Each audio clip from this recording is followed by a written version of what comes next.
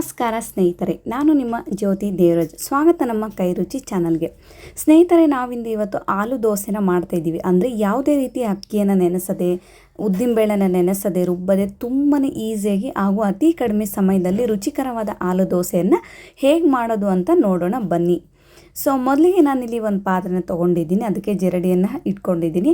1 cup ಆಗುವಷ್ಟು ಗೋಧಿ ಹಿಟ್ಟನ್ನು ತೊಗೊಂಡಿದ್ದೀನಿ. ಸೊ ನೀವು ಕಂಪಲ್ಸರಿಯಾಗಿ ಗೋಧಿ ಹಿಟ್ಟನ್ನೇ ನಾನು ಮೆನ್ಷನ್ ಮಾಡಿರೋದ್ರಿಂದ ಗೋಧಿ ಹಿಟ್ಟನ್ನೇ ತೊಗೊಳ್ಬೇಕು. ಯಾವುದೇ ರೆಸಿಪೀಸ್ನ ಮಾಡುವಾಗಲಿ ಸ್ನೇಹಿತರೆ, ಹಿಟ್ಟನ್ನಾಗಲಿ ಅಥವಾ ಜರಡಿಯನ್ನು ಹಿಡಿದುಕೊಂಡೇ ತೊಗೊಳ್ಳಿ. ಸೊ 1 ಕಪ್ ಹಿಟ್ಟನ್ನು ತೊಗೊಂಡಿದ್ದೀನಿ. ನಂತರ ಬೇಯಿಸಿರುವಂಥ ಅಂದರೆ ಕುದಿಸಿರುವಂಥ ಆಲೂಗಡ್ಡೆಯನ್ನು 1 ಕಪ್ ಗೋಧಿ ಹಿಟ್ಟಿಗೆ 2 ಬೇಯಿಸಿರುವಂಥ ಆಲೂಗಡ್ಡೆಯನ್ನು ಸಿಪ್ಪೆ ತೆಗೆದು ಈ ಥರ ನೀವು ಕೊಬ್ಬರಿ ತುರಿಯೋದಿರುತ್ತಲ್ವ ಅದರಿಂದ ಚೆನ್ನಾಗಿ ತುರಿದುಕೊಳ್ಬೇಕಾಗುತ್ತೆ. ಸೊ ನೀವು ಯಾವುದೇ ರೀತಿ ಕೈಯಿಂದ ಸ್ಮ್ಯಾಶ್ ಮಾಡೋದಾಗಲಿ ಖಂಡಿತವಾಗ್ಲೂ ಮಾಡಲೇಬೇಡಿ. ಆ ಥರ ಏನಾದರೂ ನೀವು ಸ್ಮ್ಯಾಶ್ ಮಾಡಿದರೆ ಅದು ಗಂಟಾಗಿ ಹಾಗೆ ಉಳ್ಕೊಂಬಿಡುತ್ತೆ. ದೋಸೆಯಲ್ಲಿ ತಿನ್ನುವಾಗ ಅಷ್ಟು ರುಚಿಕರ ಅನಿಸೋದಿಲ್ಲ. ಸೊ ಇದು ಸ್ವಲ್ಪ ಬಿಸಿ ಇತ್ತು. ಸೊ ಅದರಲ್ಲೇ ನಾನು ಆ ಥರ ಚೆನ್ನಾಗಿ ತುಂಬಾ ಸಾಫ್ಟಾಗಿ ಈ ಥರ ತುರಿದುಕೊಳ್ತಾ ಇದ್ದೀನಿ. ನೀವೇನಾದರೂ ಬೆಳಗಿನ ತಿಂಡಿಗೆ ಅತಿ ಕಡಿಮೆ ಸಮಯದಲ್ಲಿ ತುಂಬ ರುಚಿಕರವಾಗಿ ಮಾಡಬೇಕು ಅಂದ್ಕೊಂಡಿದ್ರೆ ಈ ವಿಧಾನದಲ್ಲಿ ಟ್ರೈ ಮಾಡಿ. ಸೊ ನೋಡಿ, ನೆಕ್ಸ್ಟ್ ನಾನಿಲ್ಲಿ ಕರಿಬೇವು ಸೊಪ್ಪನ್ನು ಚಿಕ್ಕದಾಗಿ ಕಟ್ ಮಾಡಿಕೊಂಡು ಹಾಕ್ಕೊಳ್ತಾ ಇದ್ದೀನಿ. ನಂತರ 1 ಟೇಬಲ್ ಸ್ಪೂನ್ ಆಗುವಷ್ಟು ಜೀರಿಗೆ, ಸ್ವಲ್ಪ ಫ್ಲೇವರ್ಗೆ ಅಂತೇಳಿ ಕೊತ್ತಂಬರಿ ಸೊಪ್ಪನ್ನು ಹಾಕ್ಕೊಳ್ತಾ ಇದ್ದೀನಿ. ನೆಕ್ಸ್ಟ್ ನಾನಿಲ್ಲಿ ಅರ್ಧ ಟೀ ಸ್ಪೂನ್ ಆಗುವಷ್ಟು ಅರಿಶಿನ ಪುಡಿ, ರುಚಿಗೆ ತಕ್ಕಷ್ಟು ಉಪ್ಪು ಹಾಗೂ ನಾನಿಲ್ಲಿ ಹಸಿಮೆಣಸಿನ್ಕಾಯಿನ ಸ್ಕಿಪ್ ಮಾಡಿಕೊಂಡು ಖಾರದ ಪುಡಿಯನ್ನು ಹಾಕ್ಕೊಂಡಿದ್ದೀನಿ. ನಿಮಗೆ ಖಾರದ ಪುಡಿ ಬೇಡ ಅನ್ನೋದು ಸ್ಕಿಪ್ ಮಾಡಿಕೊಂಡು ಹಸಿಮೆಣಸಿನ್ಕಾಯಿ ಕೂಡ ತೊಗೊಳ್ಬೋದು. ಬಟ್ ಹಸಿಮೆಣಸಿನ್ಕಾಯಿನ ಹಾಕೋದ್ರಿಂದ ತಿನ್ನುವಾಗ ಸ್ವಲ್ಪ ಖಾರ ಅನಿಸಿದರೆ ಮಕ್ಕಳು ಅರ್ಧದಲ್ಲಿ ನಿಲ್ಲಿಸ್ಬಿಡ್ತಾರೆ ತಿನ್ನೋದನ್ನು. ಸೊ ಹಾಗಾಗಿ ಆಗಾಗಬಾರ್ದು ಅಂದರೆ ನಾನು ಎಸ್ಪೆಷಲಿ ನನ್ನ ಮಗಳಿಗಾಗಿ ಈ ದೋಸೆನ ಮಾಡ್ತಿರೋದ್ರಿಂದ ಹಸಿಮೆಣಸಿನ್ಕಾಯಿ ಸ್ಕಿಪ್ ಮಾಡಿಕೊಂಡು ಖಾರದ ಪುಡಿ ಹಾಕ್ಕೊಂಡಿದ್ದೀನಿ. ನಂತರ ನಾನಿಲ್ಲಿ ಅರ್ಧ ಟೇಬಲ್ ಸ್ಪೂನ್ ಆಗೋಷ್ಟು ಧನಿಯಾ ಪೌಡರ್ ಹಾಗೂ ಅರ್ಧ ಟೇಬಲ್ ಸ್ಪೂನ್ ಆಗೋಷ್ಟು ಪೆಪ್ಪರನ್ನು ಹಾಕ್ಕೊಂಡಿದ್ದೀನಿ. ಖಾರದ ಪುಡಿಯನ್ನು ಸ್ವಲ್ಪ ಹಾಕ್ಕೊಂಡಿರೋದ್ರಿಂದ ಸ್ವಲ್ಪ ಪೆಪ್ಪರನ್ನು ಮಿಕ್ಸ್ ಮಾಡ್ಕೊಂಡಿದ್ದೀನಿ. ಸೊ ಮೊದಲಿಗೆಲ್ಲ ಚೆನ್ನಾಗಿ ಹಿಟ್ಟನ್ನು ಕಲಿಸ್ಕೊಂಡಾದಮೇಲೆ ನೀವು ಸ್ವಲ್ಪನೇ ನೀರನ್ನು ನೋಡಿಕೊಂಡು ಹಾಕ್ಕೊಳ್ಬೇಕಾಗುತ್ತೆ ಸ್ನೇಹಿತರೆ. ಒಂದೇ ಸಮನೆ ನೀರನ್ನು ಹಾಕ್ಕೊಳ್ಳಿಕ್ಕೆ ಹೋಗಬೇಡಿ.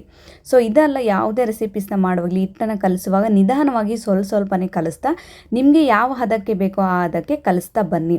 ಸೊ ನೋಡಿ, ಈ ಥರ ನಾನು ಒಂದೇ ಸಮನೆ ನೀರನ್ನು ಹಾಕ್ಕೊಂಡಿಲ್ಲ. ವಿಸ್ಕರ್ನ ಸಹಾಯದಿಂದ ಏನಾದರೂ ನೀವು ಹಿಟ್ಟನ್ನು ಕಲಿಸಿದರೆ ಬೇಗ ಕೂಡ ಹಿಟ್ಟು ಗಂಟಾಗದೆ ಚೆನ್ನಾಗಿ ಹಿಟ್ಟು ಕೂಡ ಎಲ್ಲದು ಈ ಥರ ಮಿಕ್ಸ್ ಮಾಡ್ಕೊಳ್ಬೇಕು. ಸೊ ನೋಡಿ, ಈ ಥರ ನಾನು ಚೆನ್ನಾಗಿ ಮಿಕ್ಸ್ ಮಾಡ್ಕೊಳ್ತಾ ಇದ್ದೀನಿ. ಸೊ ನೋಡಿ, ನಾನು ಇದ್ರ ಜೊತೆ ಸಿಂಪಲಾಗಿ ಟೊಮೆಟೊ ಚಟ್ನಿ ಕೂಡ ಮಾಡ್ಕೊಂಡಿದ್ದೀನಿ. ಸೂಪರಾಗಿತ್ತು ಸ್ನೇಹಿತರೆ. ನಿಮಗೇನಾದರೂ ಆ ಟೊಮೆಟೊ ಚಟ್ನಿ ರೆಸಿಪಿ ಬೇಕು ಅಂದರೆ ನನಗೆ ಕಾಮೆಂಟ್ ಮೂಲಕ ತಿಳಿಸಿ. ನಾನು ನೆಕ್ಸ್ಟ್ ವೀಡಿಯೋದಲ್ಲಿ ನಾನು ನಿಮಗೆ ಟೊಮೆಟೊ ಚಟ್ನಿನ ಹೇಗೆ ಮಾಡೋದಂತ ನಿಮಗೆ ತೋರಿಸ್ಕೊಡ್ತಾ ಹೋಗ್ತೀನಿ. ಸೊ ನೋಡಿ, ಸಿಂಪಲಾಗಿ ಎಲ್ಲದು ಚೆನ್ನಾಗಿ ಈ ಥರ 1 ಗಂಟೆ ಇಲ್ಲದಂತೆ ನೀವು ವಿಸ್ಕರ್ ಇಲ್ಲ ಅಂದರೆ ಕೈಲಾದರೂ ನೀವು ಕಲಿಸ್ಬೋದು, ಸೌಟಿಂದನಾದರೂ ತೊಗೊಳ್ಬೋದು. ಈಗ ಇದನ್ನು ಕಲಸಿ ಸೈಡಲ್ಲಿಡಿ. ನಾನೀಗ ರೆಡಿ ಮಾಡಿ ಇಟ್ಕೊಂಡಿರುವಂಥ ಚಟ್ನಿನ ನೋಡಿ ಎಷ್ಟು ಚೆನ್ನಾಗಿದೆ. ಸೊ ನೀವೇನಾದರೂ ಎಲ್ಲರೂ ಹೊರಗಡೆ ಹೋದಾಗ, ಔಟ್ ಆಫ್ ಸ್ಟೇಟ್ ಏನಾದರೂ ಹೋದಾಗ ಅಲ್ಲಿ ಚಟ್ನಿ ಸಿಗುತ್ತಲ್ಲ, ಸೇಮ್ ಅದೇ ಟೇಸ್ಟ್ ಇದೆ, ಸೂಪರಾಗಿದೆ. ಸೊ ಆ ಚಟ್ನಿನ ನಾನಿವತ್ತು ಮಾಡ್ಕೊಂಡಿದ್ದೀನಿ. ಸಿಂಪಲಾಗಿ ಅದಕ್ಕೆ ನಾನು ಎಲ್ಲರೂ ಕೊಡೋ ರೀತಿಲೇ ಒಗ್ಗರಣೆನೂ ಕೂಡ ಕೊಟ್ಟಿದ್ದೀನಿ. ಸೊ ನಿಜವಾಗ್ಲೂ ಈ ಚಟ್ನಿ ಮಾತ್ರ ನಾನು ಎಂದೂ ಟ್ರೈ ಮಾಡಿದ್ದಿಲ್ಲ. ಸೊ ಸೆಕೆಂಡ್ ಟೈಮ್ ಇದನ್ನ ಟ್ರೈ ಮಾಡಿರೋದು. ನಿಜವಾಗ್ಲೂ ಟೇಸ್ಟ್ ಮಾತ್ರ ಸೂಪರ್ ಆಗುತ್ತೆ ಹಾಗೂ ಕ್ವಿಕ್ ಆ್ಯಂಡ್ ಈಸಿಯಾಗಿ ಕೂಡ ಈ ಚಟ್ನಿನ ಮಾಡ್ಕೊಳ್ಬೋದು. ಸೊ ನೋಡಿ, ಈಗ ಚಟ್ನಿನ ಒಗ್ಗರಣೆ ಕೊಟ್ಟು ಸೈಡಲ್ಲಿ ಇಟ್ಟಿದ್ದೀನಿ. ಒಂದು 10 to 15 ಮಿನಿಟ್ಸ್ ಇಟ್ಟು ಕೂಡ ಚೆನ್ನಾಗಿ ನೆಂದಿದೆ. ಸೊ ಜಾಸ್ತಿ ನೆನೆಸೋ ಅವಶ್ಯಕತೆ ಇಲ್ಲ. ನಿಮಗೇನಾದರೂ ಎಮರ್ಜೆನ್ಸಿ ಇದ್ದರೆ ಇಂದಲೇ ನೀವು ಬೇಗ ಕೂಡ ಹಾಕ್ಕೊಳ್ಬೋದು. ಸೊ ನೋಡಿ, ಇಟ್ಟು ಬ್ಯಾಟರ್ ಎಷ್ಟು ಚೆನ್ನಾಗಿ ರೆಡಿಯಾಗಿದೆ ಅಂತ. ಸೊ ಈಗ ಈ ಬ್ಯಾಟರ್ನ ಚೆನ್ನಾಗಿ ಮಿಕ್ಸ್ ಮಾಡೋ ಹೊತ್ತಿಗೆ ತವ ಕೂಡ ಚೆನ್ನಾಗಿ ಬಿಸಿ ಆಗ್ತಾಯಿದೆ. ತವ ಕೂಡ ಚೆನ್ನಾಗಿ ಬಿಸಿಯಾಗಿರಬೇಕು. ಯಾವುದೇ ರೀತಿ ನೀರು ಅಥವಾ ಆಯಿಲು ಅಪ್ಲೈ ಮಾಡೋದು ಬೇಡ. ನಾರ್ಮಲಾಗಿ ನೀವು ಯಾವ ಥರ ದೋಸೆನ ಹಾಕ್ಕೊಳ್ತೀರೋ ಅದೇ ಥರ ಹಾಕ್ಕೊಳ್ಳಿ.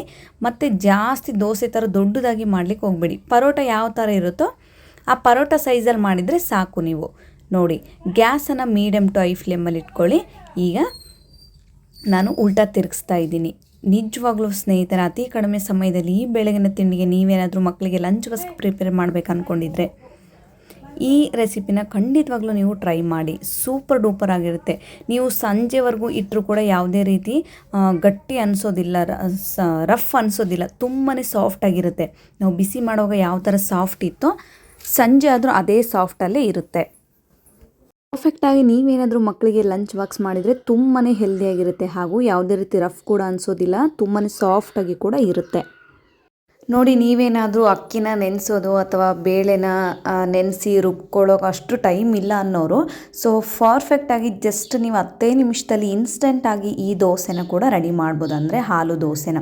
ಸೊ ನೀವು ಪರೋಟ ಸೈಜಲ್ಲಿ ಹಾಕ್ಕೊಂಡ್ರೆ ಸೂಪರ್ ಡೂಪರ್ ಆಗಿರುತ್ತೆ. ಮಕ್ಕಳಿಗೂ ಕೂಡ ತುಂಬ ಅಟ್ರಾಕ್ಟಿವ್ ಅನಿಸುತ್ತೆ, ನೋಡಲಿಕ್ಕೂ ತಿನ್ನಲಿಕ್ಕೂ ಕೂಡ ತುಂಬ ಇಷ್ಟಪಟ್ಟು ಕೂಡ ತಿಂತಾರೆ. ಹಿಟ್ಟನ್ನು ಹಾಕಿ ಗ್ಯಾಸನ್ನು ಮೀಡಿಯಮ್ ಟು ಹೈ ಫ್ಲೇಮಲ್ಲಿ ಇಟ್ಕೊಳ್ಳಿ. ನಡುಕೆಲ್ಲ ಪಾರ್ಟ್ಸ್ ಓಪನ್ ಆಗುತ್ತೆ. ಆ ಪಾರ್ಟ್ಸ್ ಓಪನ್ ಆಗೋ ತನಕ ನೀವು ವೆಯ್ಟ್ ಮಾಡಿ, ಯಾವುದೇ ರೀತಿ ಉಲ್ಟಾ ತಿರುಗಿಸೋದು ಬೇಡ. ಸೊ ನಿಧಾನವಾಗಿ ಅದೆಲ್ಲ ಮೇಲೆ ಹಸಿದೆಲ್ಲ ಚೆನ್ನಾಗಿ ಆರಿದ ಮೇಲೆ ನೀವು ಉಲ್ಟಾ ತಿರುಗಿಸಿ. ಸೊ ನೀವೇನಾದರೂ ಟ್ರೈ ಮಾಡಿಲ್ಲ ಅಂದರೆ ಸೊ ಪರ್ಫೆಕ್ಟಾಗಿ ಟ್ರೈ ಮಾಡಿ ಹೇಗಿತ್ತಂತ ಕಾಮೆಂಟ್ ಮೂಲಕ ತಿಳಿಸಿ. ಸ್ವಲ್ಪ ನಾನು ಬಿಸಿ ಇರುವಾಗಲೇ ಇದಕ್ಕೆ ಬಟರ್ನ ಅಪ್ಲೈ ಮಾಡ್ಕೊಳ್ತಾ ಇದ್ದೀನಿ. ಬಟರ್ ಇಲ್ಲ ಅನ್ನೋರು ತುಪ್ಪ ಕೂಡ ಅಪ್ಲೈ ಮಾಡಿ ಮಕ್ಕಳಿಗೆ ಕೊಡ್ಬೋದು. ಸೊ ಜಸ್ಟ್ 10 ನಿಮಿಷದಲ್ಲಿ ಇನ್ಸ್ಟೆಂಟಾಗಿ ಈ ಆಲೂ ದೋಸೆನ ನೀವು ಕೂಡ ಟ್ರೈ ಮಾಡಿ ನನಗೆ ಕಾಮೆಂಟ್ ಮೂಲಕ ತಿಳಿಸೋದನ್ನು ಮಾತ್ರ ಮರಿಬೇಡಿ. ಸೊ ನೀವೇನಾದರೂ ಇನ್ನು ನನ್ನ ಚಾನಲ್ಗೆ ಹೊಸದಾಗಿ ನೋಡ್ತಾ ಇದ್ದರೆ ಸೊ ನನ್ನ ಚಾನಲ್ಗೆ ಲೈಕ್ ಮಾಡಿ, ಶೇರ್ ಮಾಡಿ ಹಾಗೂ ಸಬ್ಸ್ಕ್ರೈಬ್ ಮಾಡೋದನ್ನು ಮಾತ್ರ ಮರಿಬೇಡಿ. ನೋಡಿ ಎಷ್ಟು ಸಾಫ್ಟಾಗಿದೆ ಅಂತ ನೋಡಿ. ಸೊ ಸಿಗೋಣ ಮತ್ತೆ ಮುಂದಿನ ವಿಡಿಯೋದಲ್ಲಿ. ಧನ್ಯವಾದಗಳು.